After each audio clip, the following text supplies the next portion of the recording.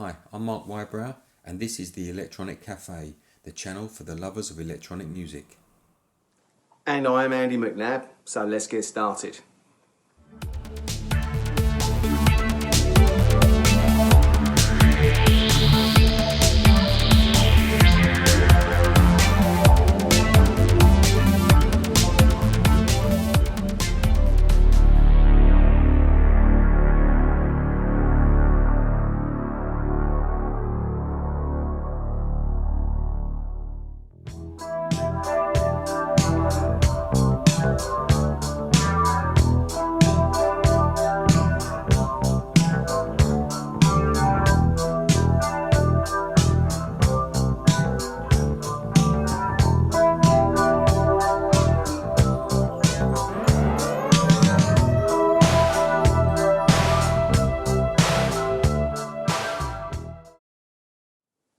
So welcome to episode 13 of the Electronic Cafe. And just want to say there's been some amazing feedback. The last episode we did focusing on the School of Seven Bells. It was just really nice actually that so many people said they never heard of the band and they could see why we loved them so much and they've got their back catalogue. That's kind of one of the main reasons that Mark and I started this show in the first place. So if we can bring some great new music, perfect. Also want to thank Phono Head for allowing us to promote his video for both his singles, and again a massive favourite of ours, Electronic Cafe. If you haven't downloaded A Broken Shape of Time yet, I thoroughly recommend you do so. It is a great album from a great guy, and we hope to be hearing more from him in future episodes. So today we're looking at part 2 of Gary Numan. I've got to be honest, this is the phase where Gary kind of slipped away a bit, and we'll end it just before the resurrection for this particular episode. And then we'll follow up with some great new stuff in the hot stuff section, some great new albums. I have to control myself, as Mark keeps reminding me, to not talk about too many albums because there's so much good music coming out there. So I will only focus on 2 this episode, I promise you, Mark, much as it pains me. But yeah, some great new music out there, but there'll be 2 albums I'll be focusing on, Mark, as well, so look out for that. And let's crack on and look at part 2 of the credible career of Gary Numan. As you know, Electronic Cafe episode number 8 concentrated on Gary Numan part 1, where we discussed the first 4 Numan albums, being Tubeway Army through to Telecom. Here for part 2, there's no shying away from the fact that following that incredible start to his career, for a number of reasons, Numan's career hit a 12-year, 8-album tailspin that he barely survived. To do the series justice, and for balance, we can't gloss over that. That lost decade is significant to the reinvention and rebirth of Gary Numan, leading to his critical and artistic rejuvenation for the Sacrifice album in 1994. So strap in, here goes. So for those who watched part 1, we kind of focused on the mega years of the early career of Gary Numan, Tubeway Army, and how Replicas, Pleasure Principle and Telecom were massive hits for him. He went number 1 on every album. He had several number 1 singles. He was getting adored around the world. For me, as I said in the previous episode, one of the most inspiring, mind-blowing gigs I saw as a 16-year-old. It's incredible. So those 3 albums came out, and then sort of synth pop music had become quite the mainstream in '81. And I think Numan kind of made a conscious effort to craft a kind of more somber, personal record.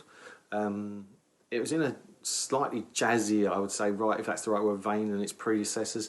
And the album title was kind of ironic because it's called Dance, and it's probably the least danceable album that Numan had made at this point. But with his commercial success in the previous period, it kind of gave him the money to enlist some brilliant guest musicians. So you had Rob Dean from Japan, Mick Karn from Japan, you had Roger Taylor of Queen on drums, I kid you not, and the keyboardist Roger Mason of Australian band Models, and also a guy called Nash the Slash from Canada, who I saw him supporting Numan at the Telecom tour in 1980. Had an electric violin, really good. I think lyrically with Dance, the songs deal largely with tragic sexual relationships. Examining a manner similar to the often bleak and alienating relationships between people and technology that kind of inspired earlier songs such as Down the Park, Our Friends Electric. There's an opening track called Slow Car to China. It's a 9-minute opus about a prostitute. Night Talk is about a man dealing with a lover who is a drug addict, which was co-written with close friend and former bass player Paul Gardner, himself a heroin addict. Cry the Clock said is a nearly 10-minute ballad about a breakup, and there's a salsa flavoured single, She's Got Claws. It's about a predatory woman, written as I think it's in bitter response to an ex-girlfriend who sold the story of their relationship to the news to the press. It's a bit shit. The melancholic stories describes an accidental Catherine between a woman and her son by foul relationship. I think the reaction to the album was mixed. Some critics applauded what they saw as a less commercial career move, and others viewed the change of pace with some sort of cynicism. A few years after Dance's release, Newman conceded, I guess he said, if I was supposed to be a pop star doing music for the masses, it probably wasn't the right thing to do. But he got praised for the stand of playing on it. She's Got Claws was the album's sole single release, making number 6 in the UK charts, while the album itself peaked at number 3. It was Newman's first album to miss the number 1 spot since Tube by Army's debut in '78, though, and it dropped out of the charts after 8 weeks. Dance is the third studio album by Gary Numan, released in September 1981, pretty much a year after Telecon, and was the first studio album Numan released after his short-lived farewell concerts at the Wembley Arena. The album was preceded by a non-album single, Stormtrooper in Drag, and Dance featured one UK top 10 single, She's Got Claws. The album was again produced by Numan, and it fared well in the charts, reaching number 3 in the UK. Numan was still on his imperial stage with synth music, now well into the mainstream by 1981, and Numan made a conscious effort to craft a more sombre, personal and musically experimental album in a jazzier vein than its predecessors. As Andy said, the album's sound is a significant change in style from the heavy analogue synth arrangements of Newman's earlier albums, and the first outside of what's become known as his Machine phase, being the trilogy of Replicas, The Pleasure Principle and Telecom. Side 1 of the album consists of 4 long, sparse, slow-tempo, minimalist songs, with the rhythm tracks based largely around muted drum machine patterns, a style not dissimilar to some of the ambient work that Brian Eno was doing at the time. And side 2 of the album contains shorter, more conventional songs. One of these, Moral, is an adaptation of the song Metal from '79, changing the lyrics into an attack on the new romantic movement. The personnel in the band remains pretty much the same as the Telecon album, minus Russell Bell on guitar. Reaction to the album was mixed, some critics applauding what they saw as a brave, less commercial career move by Numan, and others viewing it as a change of pace with cynicism. I guess you can never win. I really like this album, and I remember it at the time, but I didn't play it much on heavy rotation like I did Replicas or The Pleasure Principle and Telecom, and I guess I'm not alone in that, because this was the point where Newman's trajectory certainly stabilised. However, he was at a pretty high peak then anyway. I can't put my finger on why I didn't play the album as much. However, in 1981, it was a pretty huge year for electronic music, with pivotal album releases from Duran Duran, Ultravox, OMD, Japan, Soft Cell, Human League, Eurythmics, Depeche Mode, so I guess it was simply down to there being a lot of competition. Strangely, Numan rarely performs any music from the Dance album in concert, but it is a good album nonetheless, with brilliant production, so worth listening to. Tell us what you think. Tell us what you think of this Numan period, this slight change in form. You are attraction, it gets can be routine. You're up, I am down.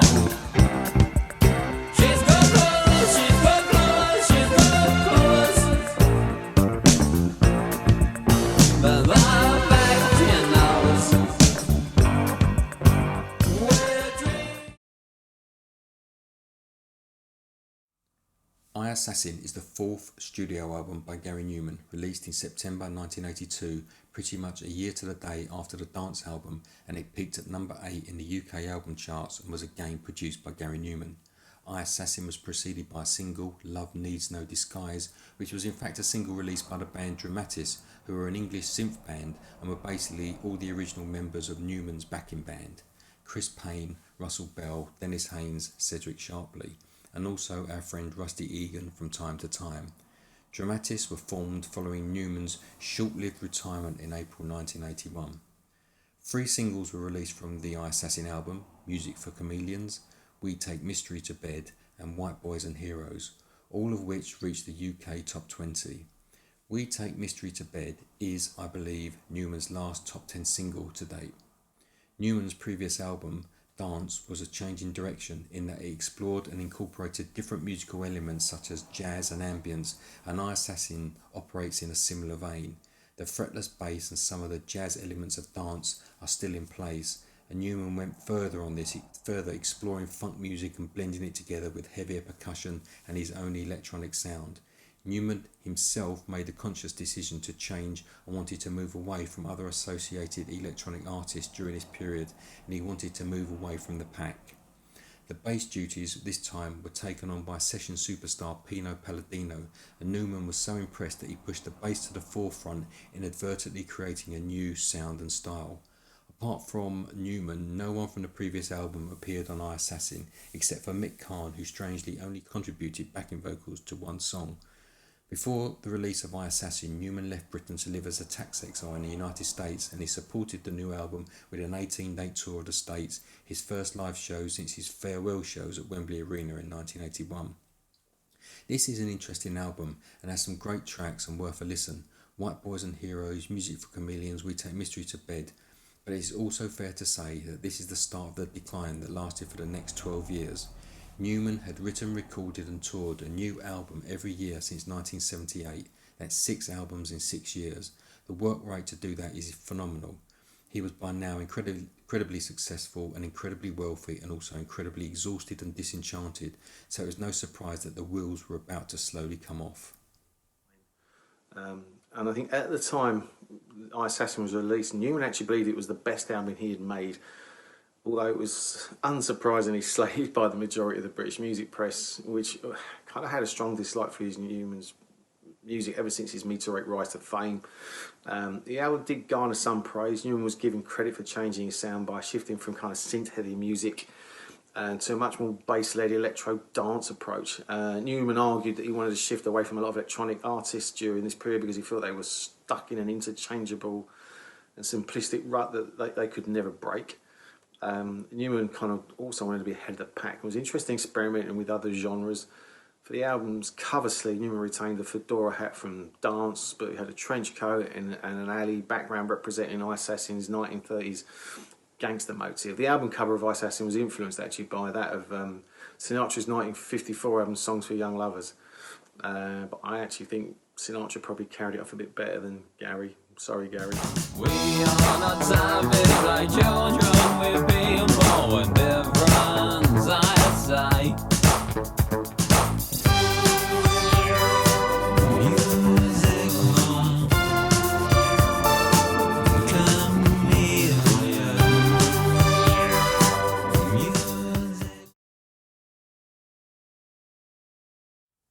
Warriors was the 5th solo studio album by Gary Newman, released on the 16th of September 1983 by Beggars Banquet Records, his last album for the record label. Newman's own appraisal of the album is quite damning. He said that Warriors pointed the way for his artistic decline throughout the 80s, and ultimately the wrong direction for which he should be moving. Gary Newman returned to England in May 83 to record the album, and he had written most of the album's material in late 82, early 83, while he was living on the Channel Islands, after spending a few months in the US as a tax exile. The story goes that while Newman was working on the early Warriors material, Beggars Banquet suggested that for the first time during his career, he should use a co-producer instead of producing the album entirely by himself. This had been suggested before, but Newman had always refused. Newman wasn't keen at first, but the top brass at the record company promised him a virtually unlimited promotional budget for the album if he signed up a producer. That is why Newman eventually decided to recruit guitarist Bill Nelson for the job, as he was an admirer of Bill Nelson's band Bebop Deluxe. Newman claimed that Nelson was his favourite guitar player, bar none. Unfortunately for Newman, Mike Heap, the managing director at the record label, was fired, and the record company was no longer willing to cover the costs. So to add insult to injury, when the album reached 60,000 sales, the label said that was enough, they were satisfied and they stopped promoting it. Newman said when the new people came in, he realised he was far from a priority act as he could possibly be, and he felt as if they'd cut him down at the knees, and it was the last time he would ever get excited about a promise from the record companies. The band reverted pretty much back to the band that he'd used with Telecom, but the album this time had backing vocals for the first time, and Dick Morrissey on saxophone, a saxophonist that Newman admired for his work on the Blade Runner soundtrack. Unfortunately, Newman and Bill Nelson argued and antagonised each other continually during the Warriors recording sessions. Both artists had different ideas as how the album should sound and differing philosophies on music in general, and it all went downhill pretty quickly, to the point that Newman re-recorded parts and remixed the album by himself. The artwork and Newman's costumes for the album consisted of a black leather costume with a weapon accessory set against a post-apocalyptic backdrop, and was very influenced by the Mad Max films. Warriors and Sister Surprise were the two singles taken off this album, and it was the first album not to be released in the US due to his dissatisfaction with Beggars Banquet. He decided to form his own record label, Numa Records, in late 1983 and released his next 3 studio albums through them. On paper, the album has a lot of promise, but of course, because of Newman's misguided belief that he needed to be contemporary to be successful, he completely misused the resources he had at his disposal. And the weird and sad thing is that he was stubbornly continued down this road for another 10 years, nearly destroying him. So Warriors, kind of the album that pointed to the decline of Gary, I think, through the rest of the 80s and sometime in the early 90s. His view of Warriors was he thought by getting some of the best players and singers around, he could make the albums more musical, and that his own limitations would be less of a problem. What he actually did was progressively bury the fairy style that his fans, and like myself, had loved. I think he sang for a little bit, but he was swamped by his own performances in huge layers of backing vocals. Music became much more of an arranger of noises than a musician. I don't think he knew what he was doing, but with Warriors it was lighting fires of, I think, what came close to being a funeral, of burying himself. It was ultimately the wrong direction in which to be moving. It did give the albums, there was some stunning moments, musical moments, as it had a fine bunch of players, as it was potentially possible to put on the album, but it wasn't Newman. It wasn't what made him who, we all loved him for. So it was definitely, Warriors was definitely the start of decline, and obviously nowhere near one of my favourite Newman albums. Now I'm feeling strangers in there. Like cold and like cold and like cold and here in my life bound for so long for you.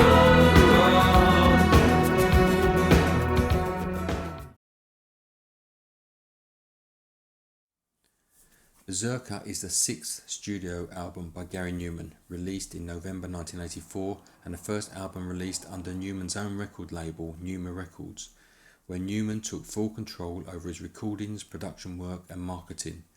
Berserker had a promising title and a striking new personal image, combining white skin and blue hair, a visual strangely similar to the look of the album Wunderbar by German electronic pioneer Wolfgang Reitman from 1978. Long gone is the cold dystopian electronics that made Newman so successful, to be replaced by obvious arrangements from the mid-80s with squealing AOR guitar solos and slick yuppie funk. Once again, saxophone and backing vocals were very much on this fragmented album. Mike Smith, along with fellow programmer Ian Heron, known as the Wave Team, teamed up with Newman at the outset of Numa Records, and they programmed percussion and synths on Berserker, The Fury and Strange Charm. And Mike Smith also played in Gary's live band and was a session player on Metal Rhythm, Outland, Machine and Soul and Exile. That whole period is not a great period. The album does, however, contain the poignant track A Child with a Ghost, which was Newman's tribute to his friend and former bassist Paul Gardner, who died in February '84 from a heroin overdose. I really don't know what else to add, as this is Newman's slide further into decline. Following this album, he releases another 6 albums in the coming 10 years. The Fury, Strange Charm, Metal Rhythm, Automatic as part of Sharp and Newman, Outland and Machine and Soul, before he surfaces with Sacrifice album in 1994, often cited as marking the start of his critical and artistic rejuvenation. I think Berserker, he's got that really weird cover where he's white with blue hair. It was quite far removed from the electro-funk stylings of Warriors, and indeed this kind of fluid fretless bass stylings of the 3 previous albums. Instead, it was a bit of more of a hard rock like sound combined with an abundant use of sampling. There was like heavy metal like riffs and guitar sounds that were a lot more aggressive than on preceding albums. And electric bass contrasted with the heavy guitar sound. But for me, again, you know, like Warriors are still far removed from the amazing brilliance of the first 3 albums, and actually the 2 albums after that weren't too bad. But for me, this and Warriors and the others that we talk about were definitely the start of the decline of Gary's career at that moment in time. No more questions, no more answers.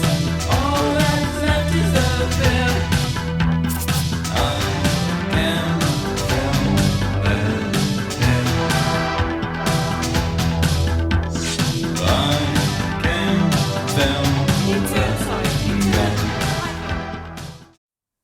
After Warriors and Berserker, between 1985 and 1994, Gary Numan released a further 6 albums: The Fury, Strange Charm, Metal Rhythm, Automatic as part of Sharp and Newman, Outland and Machine and Soul.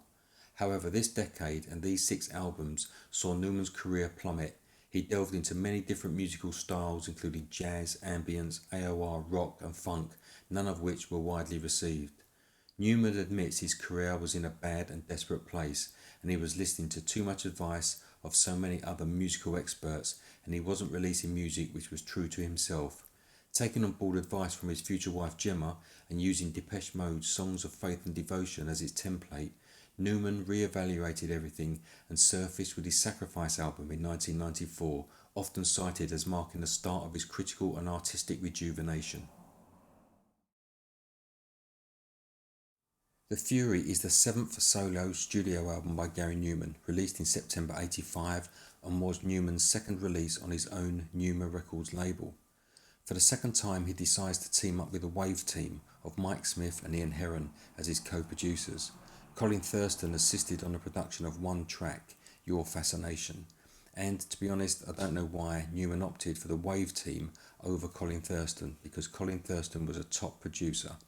He worked with Tony Visconti and David Bowie on the Heroes album, producing the debut albums from Duran Duran, Talk Talk, Iggy Pop, Classic Nouveau, Human League, to name a few. Although Newman's previous album, Berserker, had failed to make a notable commercial impact, strangely he decided to continue with a similar, highly sampled, metallic, industrial-sounding album. But now he added layers of industrial funk and drum machines, and there are no real drums on the record, and the record was written spontaneously in the studio. I don't own this album, and it's long out of print, and its highly metallic sound has dated it quite quickly. Despite all of that, The Fury peaked at number 24 in the UK album charts. So after Berserker, The Fury came out, which possessed a kind of metallic industrial feel. It was quite rhythmic and funky and used a range of staccato sounds. I think the original album cover art was very much at odds with the music. Something I think Ian struggled with in this part of his career was the kind of image, which he nailed in Principle, Replicas, Telecon, even probably Dance to a point. But from then it kind of went a bit pants. So, you had that Brian Ferry-esque Newman dressed in a white suit with a red bow tie. It was posing a photograph against a white dominant background, with the album name written a typeface even, reminding viewers of kind of like a 50s futurism. Newman, he kind of admitted himself, he confessed that the cover was completely inappropriate. He probably did the album a great disservice, and it made him look like the man who lost it all at Monte Carlo, which just shows you to me that he was just coming across as being lost. No more pictures for now, now, now. I don't suppose you ever left me. Your fascination leaves me.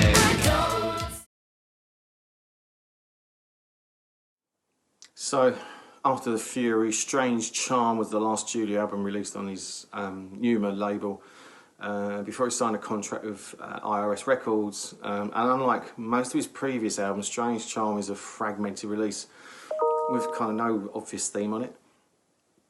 Musically or lyrically, Newman admitted that the album was disjointed, and it was concerned more with atmosphere than theme. I'll let you be the judge of that, but that's how I felt about it when I played it again for the first time in a long time.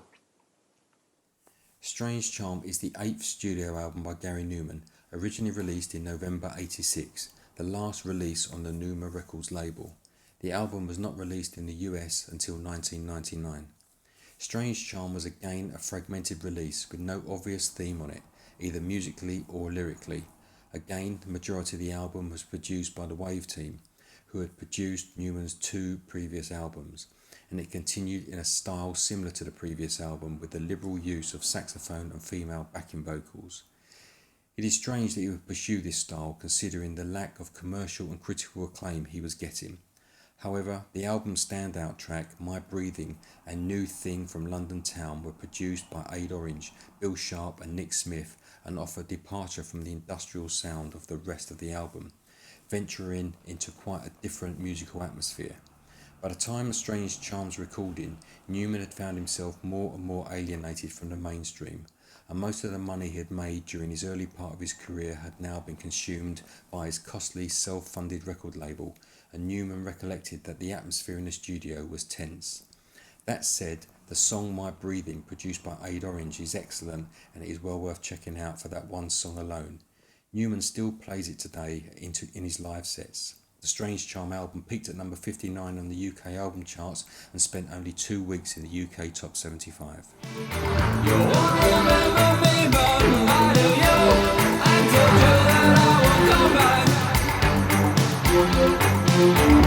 Everything will be decided here.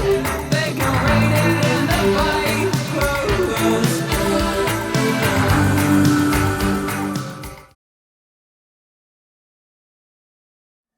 Metal Rhythm is the 9th solo studio album by Gary Numan, released in September '88. Due to the disappointing sales of the previous 3 albums, Numan closed down his Numa record label and he signed to IRS Records. Metal Rhythm represented a move by Numan into a more commercial sound, although it retained a continuity with Newman's previous albums, programmed drums, female backing, saxophone, the same 4 albums that didn't sell very well and people didn't like very much. Although this time at least it was produced by Numan and not the Wave Team. Metal Rhythm is scathing, raw and aggressive, which I guess is an insight into the mindset of Numan at the time. For its American release, against Newman's wishes, the record label changed the album's title to New Anger, changed the artwork from black to blue, remixed several of the tracks and even replaced 2 tracks with songs originally recorded for Newman's '84 Berserker album. There was certainly no honeymoon period with Numan and IRS, and it all started to go wrong there too pretty quickly. Although Metal Rhythm met with some favour from fans and got some positive reviews, it again sold poorly. The album only charted at number 48 in the UK album charts, and the singles New Anger and America scraped just inside the top 50, although the song Voix is worthy of a mention. Admittedly, although I loved Numan at the outset, by this stage I'd only one eye on what Numan was doing, but I guess that was partly down to so much good music being around at that time, be it Duran Duran, Soft Cell, Ultravox, Depeche Mode, Eurythmics, New Order. Numan just seemed very tired in comparison. The album is an energetic return, but Newman's career had well and truly stalled.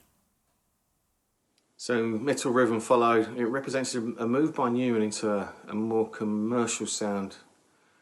It kind of preserved continuity with Newman's previous albums, and it made liberal use of female vocals, which Numan had definitely incorporated into his previous 4 albums. The futuristic funk that characterised Newman's previous albums remained on Metal Rhythm, but there was a programmed beats, hustling vocals, and like rock power chords gave the album a slightly edgier, more psyched up vibe.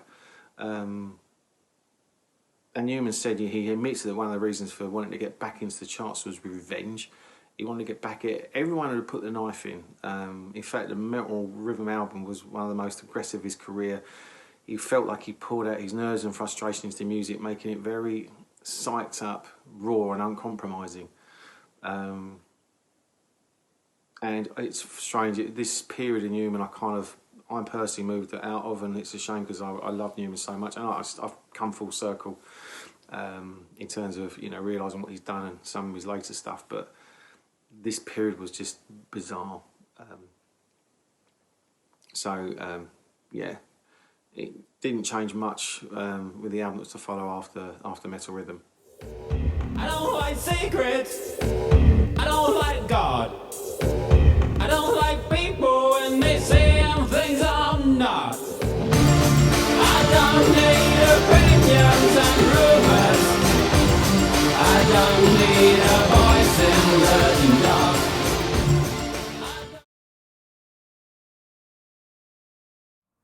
Automatic is an album released by Sharp and Newman, a collaboration between Gary Newman and jazz keyboardist producer Bill Sharp, a member of the jazz fusion group Shack Attack, released in June '89. Automatic was an attempt to recapture the success of Sharp and Newman's collaboration single Change Your Mind, which reached number 17 in the UK charts in '85, and also includes the Sharp and Newman singles None More Lies and I'm on Automatic, and had a more lightweight pop and commercial style in comparison to Newman's solo material of the same time. Although a welcome break from his day job, it wasn't really something that Newman wanted to do, as he wanted to concentrate on his own career, which he felt at that time was concerning and aimless. However, the electro jazz synth pop style of Automatic would influence the general sound of Newman's next solo album, Outland. The album certainly isn't groundbreaking, but possibly one of the most overlooked in Newman's discography. There was a single with Bill Sharp, I think it was from Shack Attack, if I remember rightly, and Newman, and they're called Change Your Mind, and based on the success of that single, they decided to make an album, Automatic. I think Newman's father talked about it as a second string to the bow, and Gary said he really liked Bill very much. He said he's a gifted writer, player, but he didn't really want a second string to his bow. You know, he was concerned, as he'd been from the start, with all the collaborations Gary was encouraged to get involved in, that it would potentially alienate the few fans and drive them away that he had left. You know, loyalty could only be stretched so far. Guilty as charged. Like I say, I lost my sort of love for Newman in this period. The album reached number 59 in the album charts. That was even lower than Metal Rhythm, which was released only 9 months before. And I think its disappointing sales, you know, led for all plans of doing a second album completely abandoned. However, I think there was this like electro jazz pop style of Automatic would influence the general sound of Newman's next solo album, which we'll talk about in a sec. Time that I was thinking of no one else but me. Oh, change your mind. Nothing ever stays the same. Change your mind. No. Outland is the 10th solo studio album by Gary Newman, released in 1991, and it reached number 39 on the UK album charts. Musically, Outland maintained previous albums' synth pop dance electro jazz funk style, and why wouldn't you stick with it yet again, seeing as the previous albums had failed so miserably? The songs Heart and My World Storm were released as singles. My World Storm eventually became a US only promo single after a planned UK release was shelved due to the inner turmoil at the label around the time of the album's release. As Andy said, the American Grammy-winning R&B dance producers Jam and Lewis were brought on as producers for Outland, and I don't know what else to say. Is this the same man that was so cutting edge and gave us Replicas and The Pleasure Principle? Am I being harsh? I don't know. Please tell me and Andy what you think. So, Outland, it's kind of very sci-fi influenced. I think there's more overt references in science fiction in this album than anything else Newman had released or has released. It features a ton of vocal samples from movies of the 80s, including Blade Runner, Predator, Terminator, Aliens. I think the title itself is a reference to a 1981 film of the same name. There's instrumental interludes on Outland that add to the album's cinematic atmosphere. And then Newman said, you know, he had two American producers, Jam and Lewis, massive influences on this album. He thought their grooves were clever. He also thought maybe should have taken the percussion thing and added something else to it. But his songwriting followed this funk dance rock style as well. It wasn't entirely what his fans had been hoping for, although some thought it was one of his best albums. But I think because he was so involved and responsible for almost every aspect of this, from production to engineering, it was a personal record for him. and mastering the technology, he was kind of able to get close to the sounds in his head. And maybe this was the seed, or part of the seed that helped form that better part of his career that we'll talk about in part 3. Because what's to follow after this was truly awful. I like games, I like you. I like pressure if it hurts them too. This is New Engines. I'll do it. I can do it. I'll take it if I want it. I'll say it. So Machine and Soul came out in '92. I think the reception of this and reflecting on this album, it convinced him to almost retire from the music industry altogether. Thank God he didn't.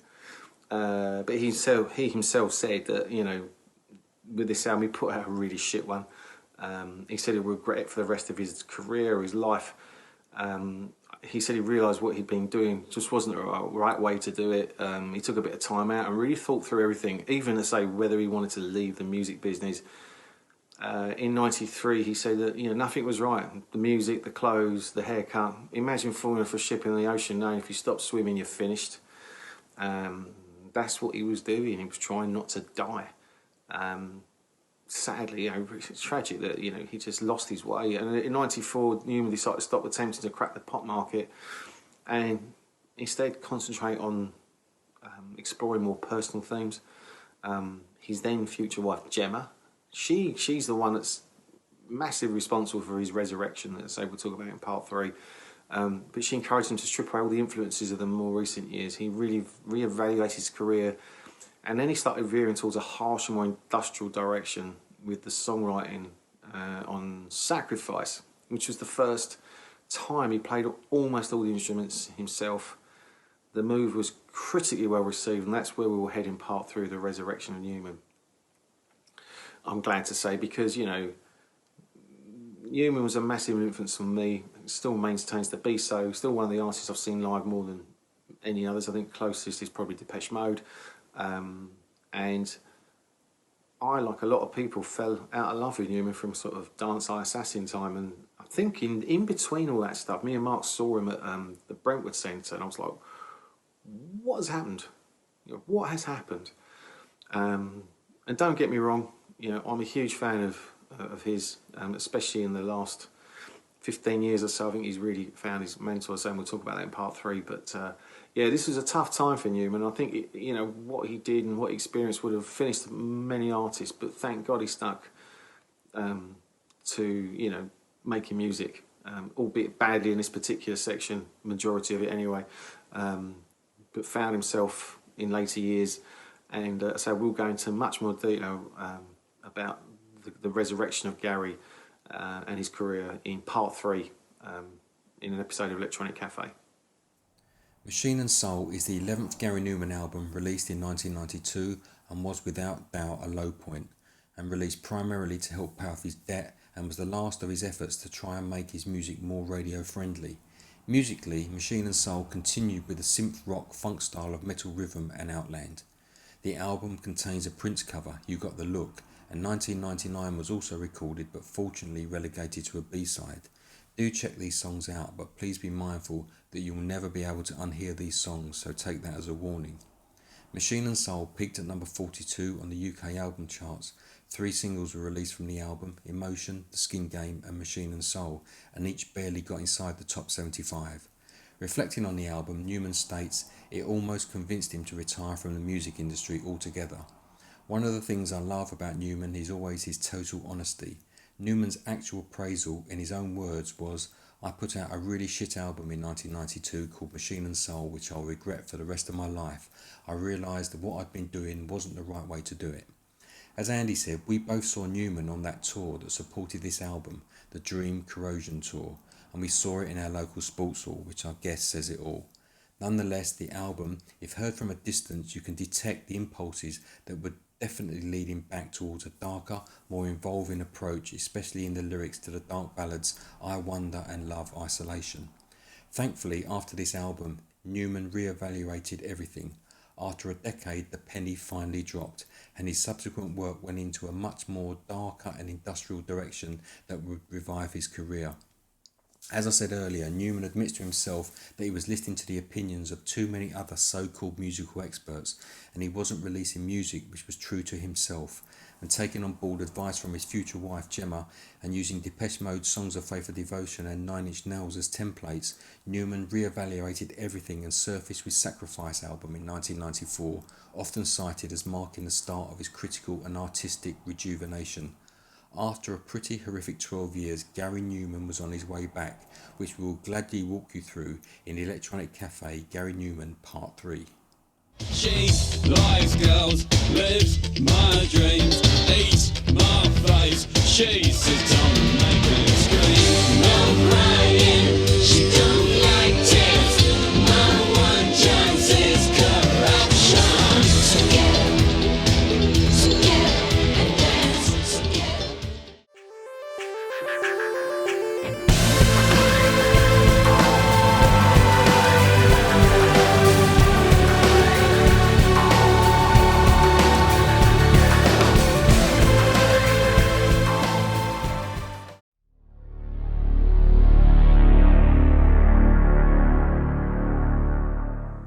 So this is the hot stuff section, where we talk about some of the cool new albums that Mark and I are listening to, or we've listened to over recent years and just think you need to know about, that maybe you're not so familiar with.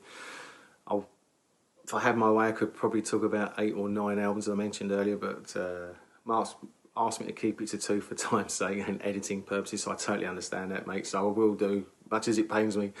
And the first album I want to talk about is by a German synth artist called Jennifer Touch, and it's called Behind the Wall. And I think she kind of set out her music pursuits to look to sort of imitate some of the more gleeful sounds of the Pet Shop Boys and Yazoo, but she had a turbulent incubation period, and she stumbled on something completely of her own. So she's born in Dresden, and she's honed her craft in Leipzig and Berlin. And I think this album effortlessly weaves her synth pop and disco influences amid the cold thuds you'd really expect to hear in the cool nightclubs of Germany. It's quite an urban, icy affair, and I think it shows cases of a producer who's absolutely in her element. I think the calling card is the ease with which she stitches beloved synth pop into techno, EBM and more. And there's a track called Daria that combines like a daft beat with the brightness and playfulness of a Nintendo soundtrack, whilst Iggy's Slide is a pounding floor filler with one foot in the here and now, one foot in the 80s. It's a truly urbane record. The icy synths rarely become staid. They kind of whir like a buzzsaw, I think, on Teflon, and there's a pulse on I Love You, Let's Go. It's a very dynamic and versatile album. It's genuinely fun throughout, but I just instantly fallen in love with this album. It's awesome, so thoroughly one to recommend. So say that's Jennifer Touch, and the album's called Behind the Wall. Check it out. Let me know what you think of it if you do buy it. I take pictures in the attic. So much time to live. We fall over. No more love to give.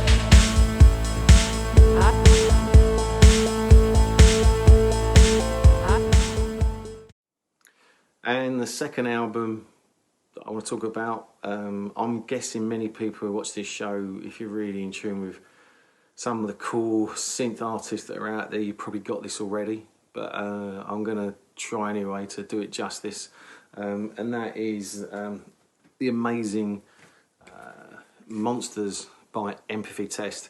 This band's been going since January 2013. They're based in London. They've been quite independent and brave, actually, in self-producing, self-released, not one, but 2 brilliant debut albums back about 3 years ago. So Losing Touch and Safe From Harm, with a ton of really catchy, memorable singles on those as well. And like a number of new artists, the band have turned down a ton of record deals. I really admire them for this, actually, and in favour of taking a more entrepreneurial approach by using crowdfunding. to raise finance for their albums. I think this one initially raised about 25 grand.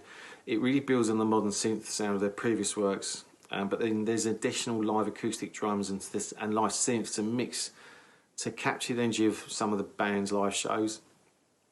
So the founder members are Isaac Hallett, who's a singer, a songwriter. There's Adam Ralph, who's the composition and production, and they've incorporated the talents of Christina Lopez on drums and Ollie Marston on synths. And they've done that for the first time on this album to create a raw and more organic sound that will absolutely add more people to their already growing fan base, but also reward the loyal fans. I think this album's going to translate to a live audience extremely well, and I think more importantly, it looks to cement Empathy Test as one of the most inventive, emotionally effective, and or affecting and addictive musical experiences around. I love this band. I really think they're one of the best new synth bands of the last 10 years, no question. You know, when I talk to friends of mine like Rusty, and he says he's trying to find the next Depeche Mode, these guys are awesome. Absolutely amazing. I would say thoroughly recommend this album. And if you go on Bandcamp, you can get this. I don't know if it's on coloured vinyl. Yeah, so really cool red vinyl. But the first two albums have been re-released on white vinyl on Bandcamp. So I'd say if you've got a bit of spare cash, I know times are tough for people right now, but 3 albums definitely worth investing in. Love Empathy Test, love Monsters. So they're the 2 albums I'm going to recommend in this episode. And I'll stop there before I start talking about others, which I'll leave for the next show. So, Mark, what are you listening to, my friend? The moment that you leave, you'll be replaced. You won't know it's a low, low time to be alive. It's a low, low time to be alive. Looking Skyward is my first Hot Stuff tip, and is the 10th album by Mesh, released in 2016. Mesh are a dark electronic synth-pop band based out of Bristol in the UK, active since the mid-90s. I discovered Mesh by accident about 10 years ago, and I couldn't believe I'd never heard of them before, and on top of that I also couldn't believe they'd already had 8 albums out by then.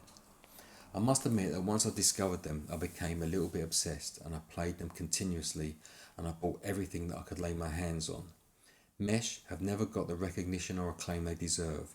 They sound like classic era Depeche Mode, with catchy melodies that range from either full-on kick-ass electronics to minimalist synth with emotional vocals that form the substance of their songs. The root of their music sound is synth pop of the 80s and 90s, and has an undeniable resemblance to the sound of Depeche Mode. Singer Mark Hawkins even sounds like Martin Gore, with a voice with a distinctive subtle vibrato. Mesh aren't that well known in the UK surprisingly, but have a huge following in Europe, and the production on their music is unbelievable. If you, like me, are feeling you've been getting diminishing returns from Depeche Mode since, say, Ultra, you really must check these guys out. You won't regret it.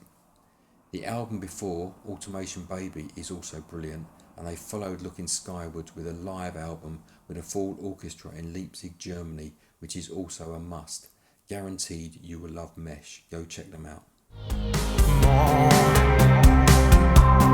than we like, but I've all the love I need.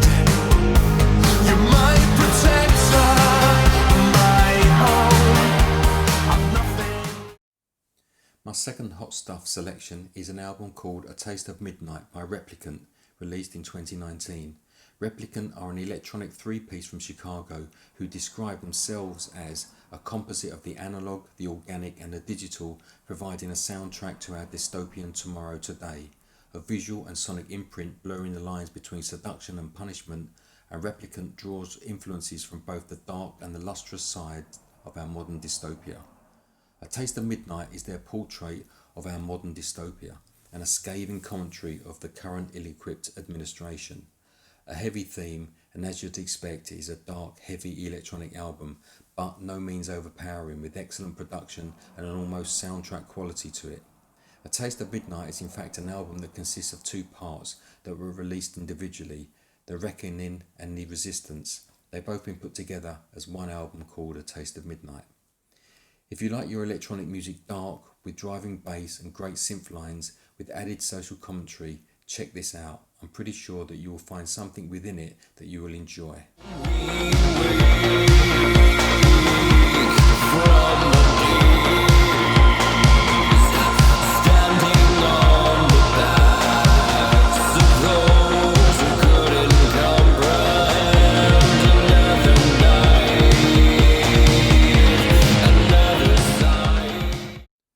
Thanks again for watching the Electronic Cafe and for all of your positive comments and support. Clearly, many of you out there are lovers of electronic music and are interested in our reviews and what we have to say, and for that we are really grateful. Please hit the like button if you enjoyed this episode, and please also don't forget to subscribe. Leave us a comment. Why don't you tell us what you are listening to? We'd love to know. Thanks again for watching the Electronic Cafe, and we'll see you next time. Take care.